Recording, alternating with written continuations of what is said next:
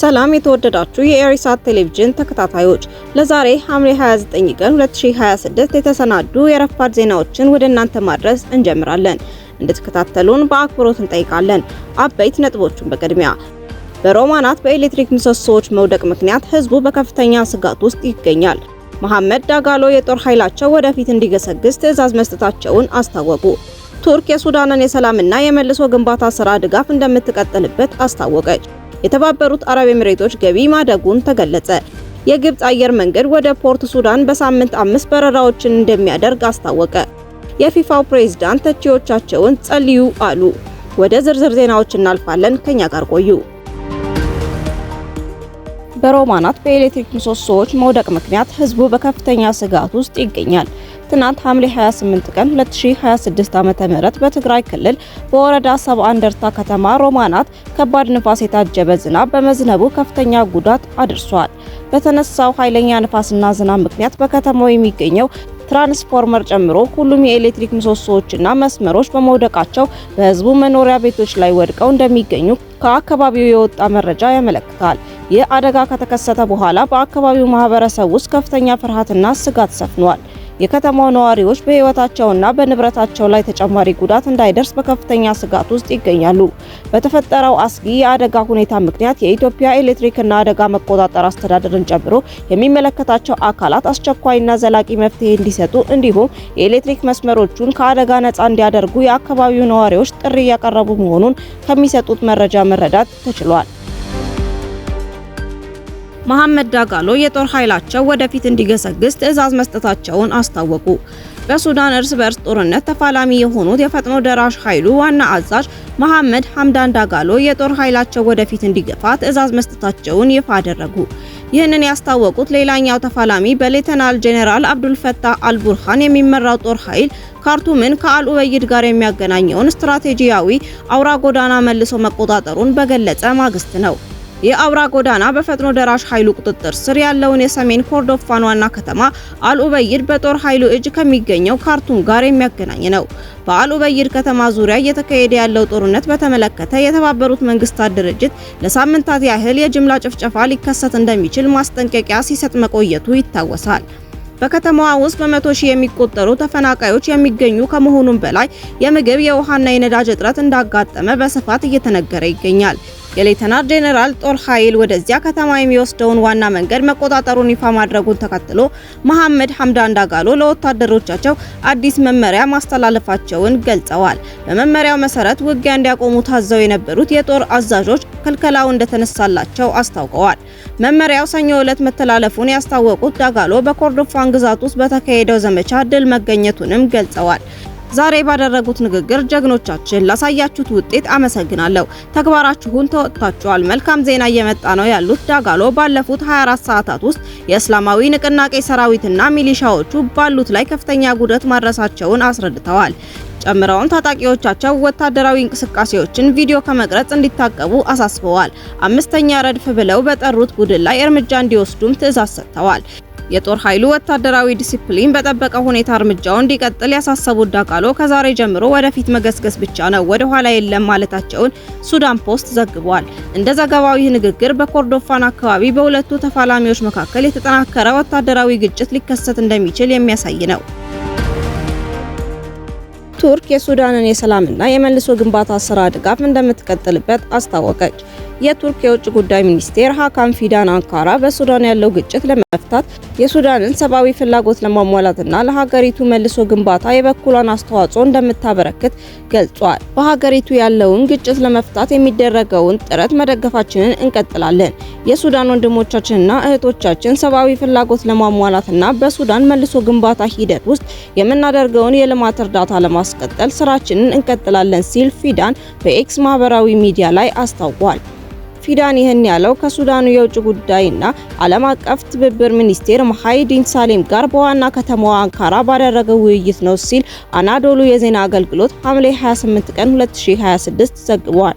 ሁለቱ ወገኖች በሁለትዮሽ ፖለቲካዊ፣ ኢኮኖሚያዊና የንግድ ግንኙነት ላይ ሰፊ ውይይት ማካሄዳቸውን ዘገባዎች አመላክተዋል። ፊዳን አክሎ እሱና ሳሌም በቀጠናዊ ጉዳዮች በተለይም በአፍሪካ ቀንድ እንዲሁም በዓለም አቀፍ የጸጥታ ጉዳዮች ላይ ሰፊ ምክክር ማድረጋቸው አስታውቋል። የተባበሩት አረብ ኤሚሬቶች ገቢ ማደጉን ገለጸ። የተባበሩት አረብ ኤሚሬቶች ማዕከላዊ ባንክ ዛሬ ይፋ ባደረገውና የዜና አውታሮች የተመለከቱት የግንቦት 2026 የገንዘብና የባንክ እድገቶች ሪፖርት መሰረት በሀገሪቱ ባንኮች ውስጥ የሚገኙ ነዋሪ ያልሆኑ ደንበኞች የውጭ ሀገር ዜጎችና ተቋማት ተቀማጭ ገንዘብ በግንቦት ወር ብቻ በ3.6 በመቶ በማደግ 318.6 ቢሊዮን ድርሃም መድረሱ ተገልጿል። ይህ ከፍተኛ የውጭ ተቋማት ገንዘብ እድገት በግንቦት 2026 መጨረሻ 3463.4 ቢሊዮን ድርሃም ለደረሰው የሀገሪቱ አጠቃላይ የባንኮች ተቀማጭ ገንዘብ ማደግ የራሱን ትልቅ አዎንታዊ አስተዋጽኦ አበርክቷል። በነዋሪዎች ተቀማጭ ገንዘብ ዘርፍ ደግሞ ሌሎች የፋይናንስ ተቋማት ያደረጉት ተቀማጭ በ2.4 በመቶ በማደግ 67.2 ቢሊዮን ድርሃም መድረሱ ለባንኩ ዘርፍ የፋይናንስ አቅም መጎልበት ተጨማሪ አቅም ሆኗል። ይህ በነዋሪ ያልሆኑ ደንበኞች የተመዘገበው ከፍተኛ የገንዘብ ፍሰት የሀገሪቱን አጠቃላይ የባንክ ሀብት ይበልጥ አጎልብቶታል። በሪፖርቱ መሰረት የኤሚሬቶች አጠቃላይ የባንክ ሀብት በከፍተኛ ሁኔታ በማደግ 1.53 ትሪሊዮን ዶላር ደርሷል። ይህ አሃዝ በሚያዝያ ወር መጨረሻ ከነበረው 5570.1 ቢሊዮን ድርሃም ጋር ሲነጻጸር የ1.1 በመቶ እድገት ያሳየ ሲሆን ለዚህ እድገት ሌላኛው ዋነኛ ምክንያት በአገር ውስጥ የብድር አቅርቦት ላይ የታየው መጨመር መሆኑ ተገልጿል። በሀገሪቱ የተሰጠው አጠቃላይ የብድር መጠን በሚያዝያ ወር ከነበረው 2720.7 ቢሊዮን ድርሃም በ0.5 በመቶ ወይም በ12.3 ቢሊዮን ድርሃም ብልጫ በማሳየት በግንቦት ወር መጨረሻ 2733.1 ቢሊዮን ድርሃም ደርሷል። ለዚህ የብድር እድገት ዋነኛው ሞተር የአገር ውስጥ ብድር በ13.8 ቢሊዮን ድርሃም መጨመሩ ሲሆን የውጭ ብድር ግን መጠነኛ ቅናሽ በማሳየት 562.5 ቢሊዮን ድርሃም ላይ ተወስኗል። በተለይም ለግል ዘርፍ የተሰጠው የብድር መጠን ማደጉ ለአገር ውስጥ ብድር መጨመር ከፍተኛ አስተዋጽኦ አድርጓል። ለድርጅቶችና ለግለሰቦች የተሰጠው ብድር እኩል የ4.6 ቢሊዮን ድርሃም እድገት ያሳየ ሲሆን ከመንግስት ጋር ግንኙነት ላላቸው ተቋማት የተሰጠው ብድርም በ3.5 ቢሊዮን ድርሃም 1 በመቶ ጨምሯል። ሪፖርቱ በተጨማሪም በሀገሪቱ ያለውን የገንዘብ ዝውውርና አቅርቦት በዝርዝር ያቀረበ ሲሆን በግንቦት ወር መጨረሻ የኤም1 ወይም ኤም1 የገንዘብ አቅርቦት 1053.5 ቢሊዮን ድርሃም ደርሷል። ከዚህ ውስጥ ከባንክ ውጪ ያለው የጥሬ ገንዘብ ዝውውር 167.6 ቢሊዮን ድርሃም ሲሆን የገንዘብ ተቀማጭ ደግሞ 885.9 ቢሊዮን ድርሃም ሆኖ ተመዝግቧል። በተመሳሳይ የኤም2 ወይም ኤም2 የገንዘብ አቅርቦት ወደ 2853.9 ቢሊዮን ድርሃም ያደገ ሲሆን የኤም3 ወይም ኤም3 የገንዘብ አቅርቦት ደግሞ የመንግስት ዘርፍ ተቀማጭ ገንዘብ ወደ 539.5 ቢሊዮን ድርሃም ማደጉን ተከትሎ በጠቅላላው 3393.4 ቢሊዮን ድርሃም ሊደርስ ችሏል። የሀገሪቱ የገንዘብ መሰረትን 848.5 ቢሊዮን ድርሃም ሆኖ ሲመዘገብ ማዕከላዊ ባንኩ ዘንድ ያለው የባንኮች የመጠባበቂያ ክምችት በ49.4 በመቶ በማደግ 295.4 ቢሊዮን ድርሃም መድረሱን ማዕከላዊ ባንኩ አስታውቋል።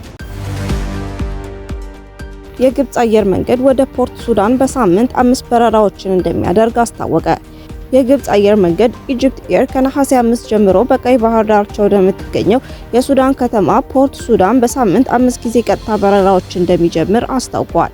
ሱዳን ትሪቡን ትናንት ሐምሌ 28 እንደዘገበው የግብጽ አየር መንገድ ይህን ውሳኔ የወሰደው ከኳታር ኤርዌይስ፣ ከኦማን ሳላም ኤር እና ከሌሎች የክልሉ አየር መንገዶች ወደ ፖርት ሱዳን በረራቸውን ቀስ በቀስ ከጀመሩ በኋላ ነው። ይህም የሱዳን ሲቪል አቪዬሽን ወደ መደበኛ ስራው እየተመለሰ መሆኑን የሚያሳይ እርምጃ መሆኑ ተገልጿል። የግብጽ አየር መንገድ የአዲሱን አገልግሎት ለማስተዋወቅ ሲል በድረገጹ በቢሮዎችና በህጋዊ የጉዞ ወኪሎቹ በኩል ለሚደረጉ የትኬት ምዝገባዎች 50 በመቶ የዋጋ ቅናሽ መስጠቱን ገልጿል። በዚህም መሰረት ፖርት ሱዳን በኢጂፕት ኤር ዓለም አቀፍ የበረራ መዳረሻዎች ዝርዝር ውስጥ ተካታለች። አዲሱ በረራ በግብጽ የሚኖሩ ብዙ ሱዳናውያን ሲያጋጥማቸው የነበረውን የጉዞ ችግር በእጅጉ እንደሚያቃልል ይጠበቃል። በተጨማሪም ይህ የአየር አገልግሎት የመንገደኞችን እንቅስቃሴ እንዲጨምር፣ ንግድን እንዲያበረታታ እንዲሁም የሰብአዊ እርዳታ ድርጅቶች እንቅስቃሴ እንዲያቀላጥፍ እንደሚያግዝ ይታመናል። ዓለም አቀፍ የአየር መንገድ ኩባንያዎች በሚያዝያ 2023 በሱዳን ጦርነት ከተቀሰቀሰ በኋላና የካርቱም አየር ማረፊያ ከአገልግሎት ውጪ በመሆኑ ወደ ሱዳን የሚደረጉት በረራ አቋርጠው ነበር። ከዚያም በኋላ በረራዎች ለጊዜው ወደ ፖርት ሱዳን ተዘዋውረው ነበር። የፖርት ሱዳን አየር ማረፊያም ቢሆን በግንቦት 2025 በነዳጅ ማከማቻዎችና በከተማዋ ዙሪያ በተፈጸሙ የድሮን ጥቃቶች ምክንያት የደህንነት ችግር ገጥሞት ለጊዜው በረራዎችን አቋርጦ ነበር። በአሁን ጊዜ ግን ወደ ፖርት ሱዳን የሚደረጉ በረራዎች በቀስታ እየጨመሩ መሆናቸው ተገልጿል። የፊፋው ፕሬዝዳንት ተቺዎቻቸውን ጸልዩ አሉ። የፊፋ ፕሬዝዳንት ጂያኒ ኢንፋንቲኖ ዛሬ ባሰራጩት ዘለግ ያለ ግልጽ ደብዳቤ ተቺዎቻቸውን ጊዜ ወስዳችሁ አሰላስሉ፣ ጸልዩ ሲሉ ገለጹ። ከስታዲየም መግቢያ ትኬት ዋጋ መናር አንስቶ እስከ ቪዛ ጥያቄ ድረስ በርካታ ውዝግቦችን ያስተናገደው ዓለም ዋንጫ ከተጠናቀቀ በኋላ ለመጀመሪያ ጊዜ በበተኑት በዚህ ደብዳቤ በጥላቻና በትችት ለተዋጣችሁ በጣም አዝናለሁ ብለዋል።